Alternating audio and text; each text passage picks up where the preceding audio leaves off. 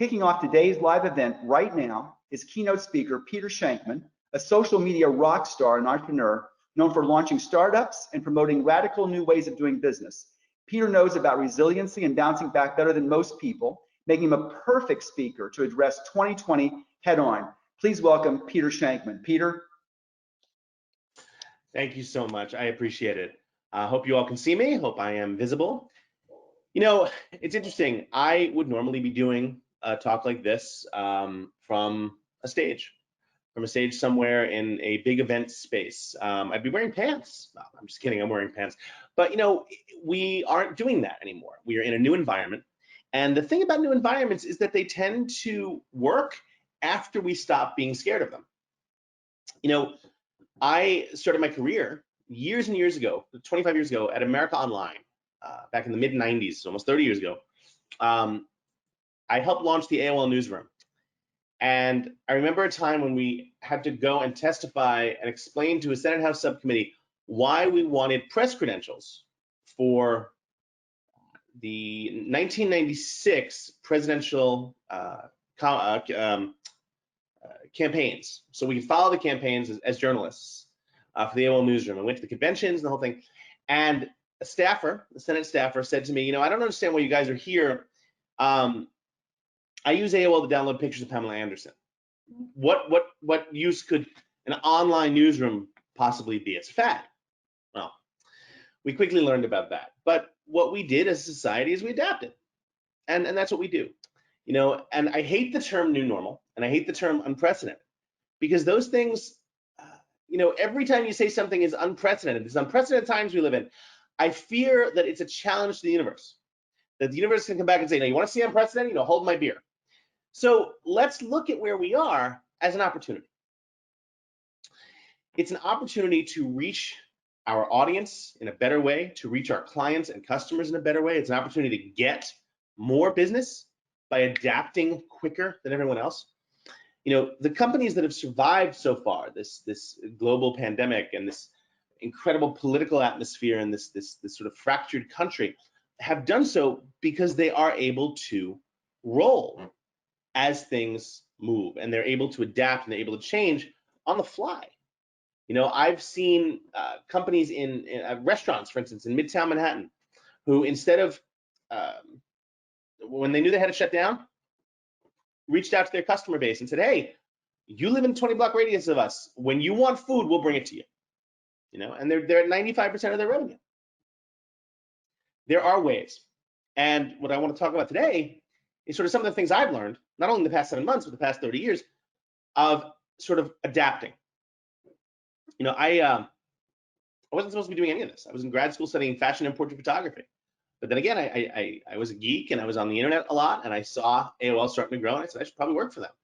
I left there. I started. I went out on my own, started a PR firm, ran that for several years, started several companies, most notably helped a reporter out, HARO, which is, if you've never used it, an incredibly easy way to get free press from anywhere in the world simply by going to helpareporter.com. You receive emails for free from media outlets across the world. And if you can respond to what the reporter is asking, you do, and you get into the press. I sold it several years ago, but the lessons I learned there still very much apply today, because I was starting up a startup that eventually wound up becoming bigger than PR Newswire, out of my living room with an overweight cat on either side of me on the couch. And so the 4 lessons I learned there are pretty good impacts of what's going on today. Number one, we have the premise of transparency. You know, back in the 50s, it was incredibly easy to lie about anything. There was no internet. It was very hard to check things. It was very hard to trace things. You could lie with impunity. That's changed today.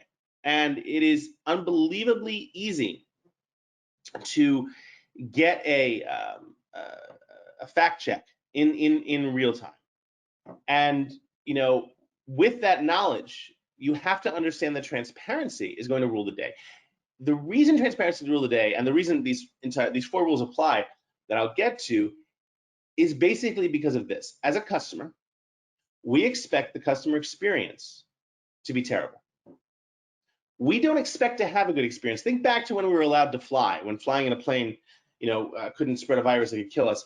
Think back to when you'd go to the airport. You'd get there super early. You'd get to the airport. You'd hope that you could get on the shortest TSA line. The line you get into would always wind up being the longest one. For some reason, you'd get pulled as the terrorism threat.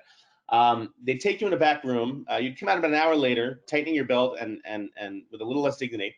Now you had only 10 minutes to make your flight, but it's okay because your gate was right there. It was gate 4, except while you were being probed, they moved you to gate 465 and never told anyone. So now you're running across the airport. Your luggage is half falling out. You've had 6 mini strokes. You get to the gate. The plane's still there. You'll get on the plane, but they gave away your seat because you weren't there when they called you. So instead of seat 4A, you're in seat 49 bathroom. And that was your flight, right? In the middle of a seat, sandwiched between 2 very large people with blue liquid from the airport, from the bathroom running between your feet. So if your flight was just that you took off on time, you landed on time, and had the seat you wanted, in your mind, that was the most incredible flight in the world because the bar for the customer experience has become non-existent. So if we know that the bar is so incredibly low, we don't have to do a lot to improve. The simple act of reaching out to our audience and saying, hey, you know what? Here's what we're doing to help you during this pandemic. Here's how we are evolving to make your life easier. Those simple things are often more than enough. I don't need you to be awesome. I need you to be slightly better than what's expected and slightly better than everyone else. And again, when the bar is so low, that's not very hard. You know, I just, to give you an example of that, I just closed on, I'm closing on Tuesday on a refinance for my apartment in Manhattan. It's taken 7.5 months. Half of that time was spent with my mortgage broker telling me, hey, everything's done. I just need you to get this one form. And so I'm like, well, I got you that form last, 3 months ago. Yeah, I know, but while we were waiting, it went out. It became stale. So I'd get him another form, and then he'd call me back, oh, well, since you updated that form, now I need you to update. This went on 7.5 months. And this is a very large bank, one of the large banks in America. It shouldn't take 7.5 months to get a mortgage refinance, but that's where we are. So the concept of transparency, hey, this is going to be a pain, but we're going to fix it and it's going to get better for you, is enough to not only keep your customer, but bring you new customers based on the first one's recommendation. And let's face it, we get the customers we want, we get the clients we want by being amazing to the customers and clients we have, and GoToMeeting just quit. Hopefully you guys can still hear me. I just got to notice that GoToMeeting can still quit. If Trisha or someone can text, just send me a little note and say that I'm not talking to, that I am talking to someone. Hopefully I still want to know that I'm here. I'm going to assume I am. I'm still good. Okay, thank you, Trisha. You're here. So that's rule 1. That's transparency. Rule 2 is the concept of relevance. Let's understand relevance as we are getting bombarded. On my phone, since I started talking to you, I have 1, 2, 3, 4 notifications that have come in on silent since I started talking to you. That's a lot of notifications. If I have 4 notifications that have come in since I started talking to you, imagine how many we get on a regular basis. On average, our attention is asked for roughly 22,000 times a day. That equates to a little less than 2.2 seconds per attention request. Add in a global pandemic where every time we get a CNN alert, we go, oh God, what the hell happened now? How do you stay relevant in front of your audience? Well, the key is to giving them information they want. The key is giving them information not only that they want, but the way they want it. If you are not asking every single one of your clients how they prefer to get their information and giving them that information exactly the way they want, you're making a mistake. If you can do that, your clients will become invested. They will invest in you and they will understand that you care about them. Relevance is an incredibly simple tool that no one seems to do. I sit on the board of an animal rescue society in the Midwest. A friend of mine who's a skydiver, in my spare time I'm a skydiver. Some people play golf, I never understood that. But in my spare time, I'm a skydiver, and one of my friends, about 10, 15 years ago, was killed in a base jump. And her husband said, please, instead of flowers, send a donation to this nonprofit animal rescue society where she volunteers. So I sent them a check. And they sent me about 3 months later, they sent me a coffee table book full of the animals that they've rescued. Nice book, but this was, I was living in I think a 1-bedroom at the time or studio apartment. I didn't own a coffee table, New York City. And I'm sitting there wondering, why would they send this to me? Why wouldn't they send me a link or something I could share? And every time I'd leave the house, I'd see this darn coffee table book in front of me. It started getting on my nerves. So eventually, I got a hold of the head of giving of the company, like the vice president of donations on it. I said to him, I'm like, why would you send me this book? And they said, well, sir, we believe that most of our donors are older. And then keep in mind, this is back in 2007 or so. We believe most of our donors are older and they prefer, to get their information via, print. I said, okay, well, fair enough. You've done your research. I stand corrected. They go, no, well, we haven't researched it. We just assumed. So I got really angry and I joined their board. And we spent the next year interviewing every current and past donor that they had ever given money to. And shock of shocks, 94% of past donors wanted to continue to receive their information online. They wanted to get digital versions of what they were being sent. So we opened a Facebook page, a YouTube account, a Twitter page, a Flickr account. Remember Flickr? A Flickr account, a email mailing list. P.S. Donations went up 37% in those 12 months. And oh, by the way, they saved $500,000 on printing, reproduction, and mailing. Imagine if you go to your boss and say, hey, I talked to my audience, I talked to our customers, and revenue's up 37%. Oh, we saved $500,000 on expenses. Be relevant to your audience. It's not hard. Ask them how they like to get their information and give it to them the way they want it. Third rule is the concept of brevity, and brevity is very simple. If we have 140 characters to reach our audience, we need to become better communicators, better writers, better actors, better performers, better speakers, whatever it is, better illustrators, whatever it is we're doing, the way we're communicating, we have to do it better. 1 out of every 2 corporate homepages in America has a spelling or grammatical error on the homepage. 1 out of every 2. So look at your homepage and look at someone else's homepage, and if it's not their homepage, it's yours. Okay? 1 out of every 2. We need to do better than that. How do you do it? Take a class, right? Every single university is offering online classes now. Take a class in writing, take a class in reading. My assistant loves Shakespeare. She takes Shakespeare classes all the time. I pay for them because she becomes a better communicator. She uses words like forthwith. I don't know what they mean, but she sounds like she's a better communicator. Become a better communicator. If you only have 2.7 seconds to reach your audience, become a better communicator. I had a journalism professor once who told me to be brilliant at the basics. And that always stuck with me because we're all trying to do the latest shiny thing. And we do that more often than not at the expense of the basics. To give you an idea of what that means, I'm a single dad and I have a 7-year-old daughter, and her name is Jessa. And when Jessa was about, 7 months old, you're supposed to bring her in New York City. There's this place called Kidville. As far as I can tell, they take the child, throw him into a ball pit with other children, and that's called socializing. You leave him there for 3 hours, you pick him up. So the first time I went there, I was a little nervous about it, but I watched them. They threw her into the ball pit. She was fine. I'm sure they did more than that, but whatever. And I remember coming back 3 hours later. She had all her fingers and toes. I'm like, okay, this worked out well. I'll bring her again tomorrow. I get home that night, and I get an email from Kidville. Dear Peter, just want to tell you, dear Mr. Shankman, thank you so much for bringing your darling daughter, Jessica, to stay with us. Well, her name was Jessa, still is. It really fulfilled the epitome of the great meme that says you had one effing job.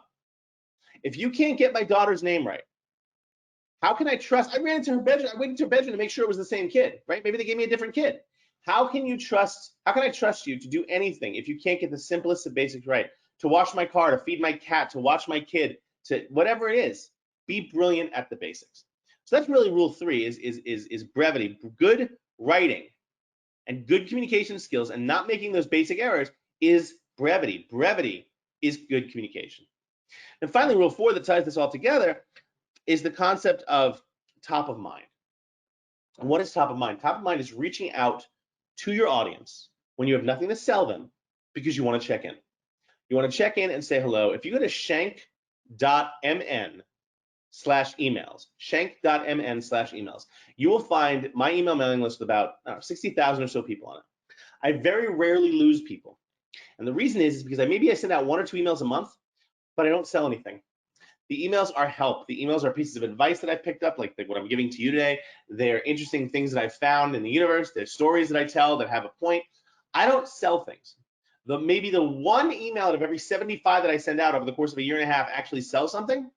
I get a ridiculous return rate on that because I've spent the past 75 emails helping you. The 5 most underutilized words in the English language are how can I help you? Ask your audience what you can do to make their lives better. Don't sell them. Don't say, hey, we have a great deal. Ask them. Find out what they need the most of and ask how you can deliver that to them in a way that they want. I'm going to close this with a story, and then I'm happy to take questions. Before I do, I should tell you that I am at Peter Shankman on all of the socials, on Twitter, on Instagram, on LinkedIn. I'm on Facebook. I don't use it that much lately. Maybe I'll start using it again after the election, but right now it's just a cesspool. But I'm on all the socials. I'm even on Peloton with at Peter Shankman. I run an early risers hashtag. The before the sun hashtag on Peloton is mine. We're a group that's usually on the bike by 4 a.m. That's because I have massive ADHD, and if I don't get dopamine in the morning, I'm just not a good human. But you can always reach me there or peter@shankman.com. I love having these conversations, and I encourage you to reach out and talk to me. It's fun. I'll close the story. When this pandemic started, I realized that, I travel 250,000 miles a year, and my speeches pretty much went to virtual, like this one, but I realized I wasn't going to be on a plane much, and that was going to leave me a lot of free time, which was fortunate because I had to start homeschooling my daughter. I was shocked to find that all of my daughter's teachers have lied to me in the past. She is, in fact, not a pleasure to have in class, but we somehow muddled through, and I had to come up with all these things to do to keep her occupied other than just school. Well, someone sent me a butterfly kit. It's a little mesh cage, and then they send you like these caterpillars that are, I don't know, in dry ice or something, and I don't know, but you put the dry ice caterpillars in the cage, give them a little caterpillar food, and within 30 minutes they start walking around. And eventually the goal, in theory, is that they become butterflies. And we watched them about 8 minutes, then we got bored because they're just caterpillars, they're stupid, they're just, but every morning we'd run into the kitchen together and wake her up and go in the kitchen and see if the caterpillars become butterflies. Well, one day they started cocooning. They went into a cocoon, and I remember it was a Tuesday morning. I had a crappy Peloton ride. It wasn't great. I wasn't on top of my game. I was feeling, I was done probably by 5 a.m., 5:15. I get in the shower. I come inside. I have coffee. I go wake Jess up around 6:45 so she could go to Zoom school, and she runs into the kitchen with me, and I'd forgotten all about it. And runs in the kitchen, and we look up, and she goes, ah, and sure enough, these caterpillars had emerged from their cocoons as these stunningly beautiful butterflies. They were orange, they were green, yellow, red, brown. The most colorful things I've ever seen in my life. They were simply beautiful. And so instead of breakfast, Jess and I went over to the playground and we released them and we watched them fly away. And it just made my whole day. Here's the interesting point though. My daughter asked how that happens. And to be honest, I didn't really know.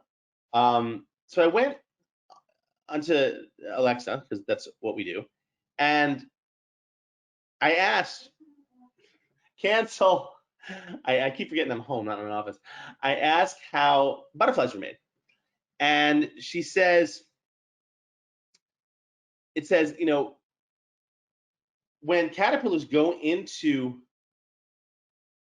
their cocoons, they don't know what they're doing. In fact, it's believed that caterpillars think their life is ending.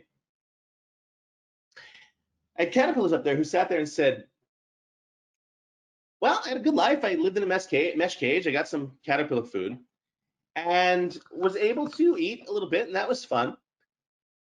And now I'm dying. And I guess I have to build this thing before I die. And they build this. They don't know why they're doing it. They build this cocoon. They get in there. Their bodies literally decompose into mush while they're in the cocoon. And then they emerge as butterflies. They don't know what's about to happen to them. They just assume their life is over. And while we all sit here and we look outside at the empty streets and we hear the dire predictions about the winter, we wonder if we're going to survive. I kind of think we're like the caterpillars.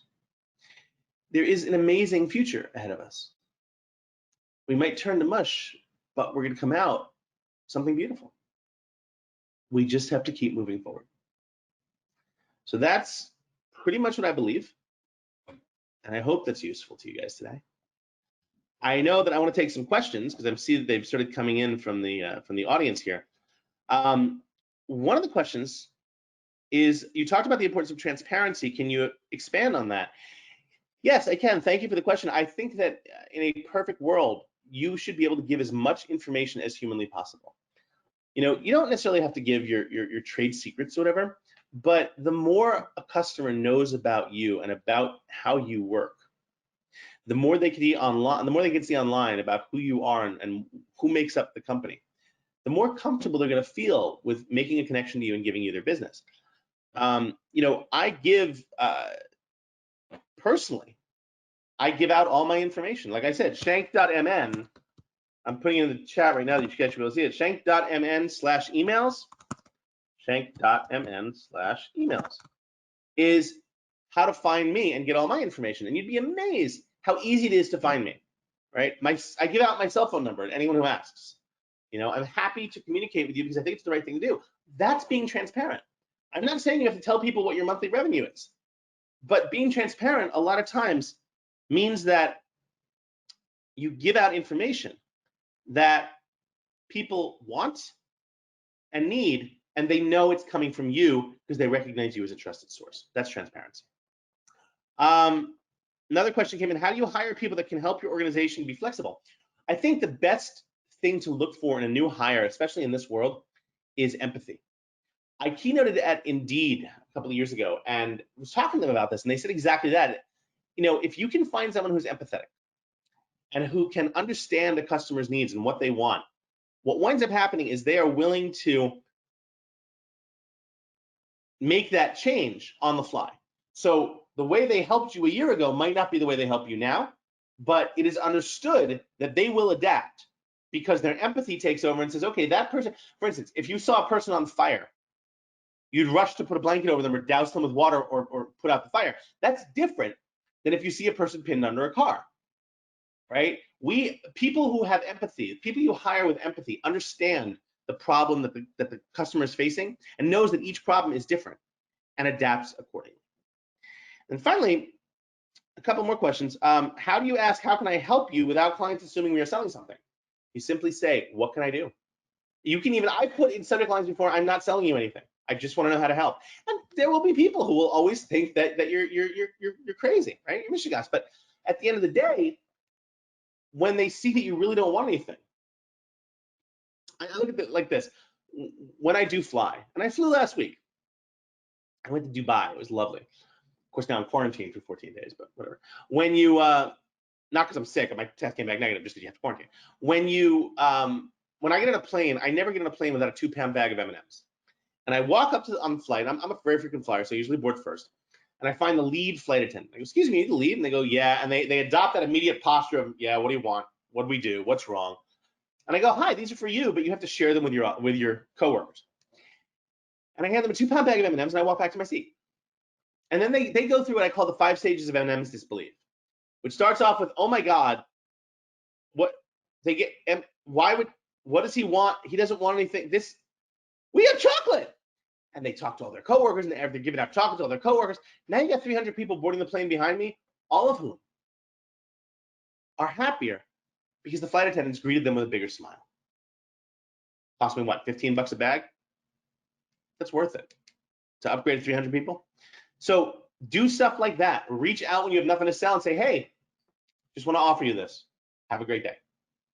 It takes time, but you'll convert them. Let's see. Have I ever fired a client? Oh, good Lord, yes.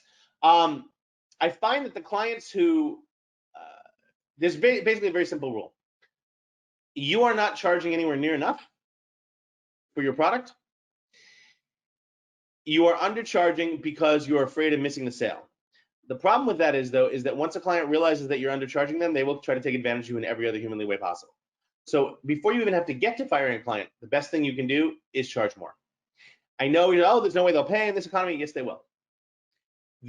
About 10 years ago, the largest keynote fee I ever got back then came in because I sent them a quote for my speech with a typo in it. No joke. And since then, that's been my fee because someone was willing to pay it, right? So the key for you is the client worth the money you're paying?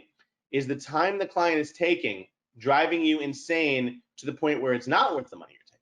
Are you thinking about that client when you're not working on them? Are you, are you going to bed sick? Are you kind of waking up sick because you can't, and that's a really good tie-in to a quick note about mental health.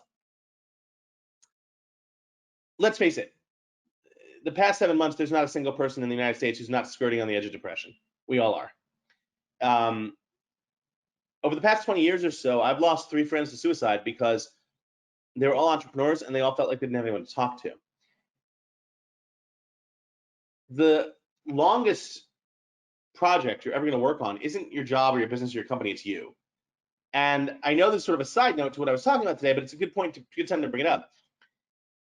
This shit is hard, right? And it gets crazy every once in a while, and you have to have someone to talk to. And if you don't have anyone to talk to and you can't share this with anyone, it's going to bottle up inside and eventually it's going to explode. I encourage you to have someone to talk to. I have a therapist that I've been seeing for about 18 years. The guy looks like Einstein, has the technical skills of a squash. I had to teach him how to get text messages on his phone, but I wouldn't be here without him. He saved my life more than once. We don't have to be superheroes. We just have to get through every day and make it a little better than it was yesterday. And some basic ways to do that, get enough sleep, exercise, eat a goddamn vegetable once in a while, right? Little things, pizza's not a vegetable as much as I want it to be, and I've been trying for years to lobby it to become a vegetable. It's not. We have to do the things that are good for us, because if we're not good at our best, we can't help anyone else. And a lot of times, firing a client has resulted in an immediate boost in my mental health. So, question from Lisa: have you ever lost a client and picked them up again? Actually, yes. I've had several clients who, for one reason or another, have had to go on hiatus and have said, hey, when as soon as we get money, we're gonna come back. And of course, that's not true. Some of them have surprised me and actually come back. Big 90210 fan here, and if you really want to feel old, the pilot episode of Beverly Hills 90210, the original version, aired 30 years ago last month. So I'm sure that just makes everyone happy. But there's a great line from Dylan McKay where he's running away from, he's leaving all his friends, and he's brooding, and he says, "Let the bridges I burn light the way." And God, did I want to be Dylan McKay? I so wanted to be. I had my answering machine was his answering machine. It said, hey, this is Peter, you know the drill. I was such a dork, but I used to believe in that. I used to believe in it. Let's let the bridges I burn light the way. Let's go away from it and screw everyone. You can't do that. The only people you should cut out from your life completely are the toxic ones, are the people who don't add value to your life, right? You wish them well. You don't wish ill on them. You wish them well. You wish them healing. But if a client dumps you and you enjoy working for them, still reach out to them every once in a while. Send them emails, send them notes. Hey, I was reading this article about fly fishing. I know you love fly fishing. I thought you'd like it. Whatever it is, I carry envelopes on planes with me. And when I'm reading something in the, I bring all my magazines on the plane because that's really the only time I have to read them, like my subscriptions. And so when I see an interesting article that reminds me of someone, I rip it out. I put it in the envelope. They're pre-stamped. I write their address on it, and I mail it when I land somewhere. People love that. I'll give you a tool. Check out a tool called TouchNote. TouchNote is this. I have no connection to them, but it's this phenomenal service where it takes any picture in your phone and mails the person either a greeting card or a postcard or a picture of what's in your phone. So at every conference that I used to go to, when I used to go in public, I take a picture of the person who hired me, the CEO, whatever. As I'm on my way to the airport, I put it in the TouchNote, and then get a postcard saying, "Hey, thank you so much for having me," with a picture that I just took of me and whoever. So quick thought there. 2-minute warning to end my session at 12:35. So I'll do one last question. How do you sell to your existing clients who have canceled all events for last year? The same way you'd sell them this year. Hey, we know you're coming back. When you do, we want to provide the same service we did, and we're going to do that. It's literally that simple. We're going to come back. The events industry, the promo industry in total between the two worldwide is $4.5 trillion. That's too big to fail. It's going to come back. Take it slow, breathe. We're going to make it. Peter@shankman.com, @PeterShankman on the socials, shank.mn/emails. I encourage you guys to reach out. I'd love to talk more.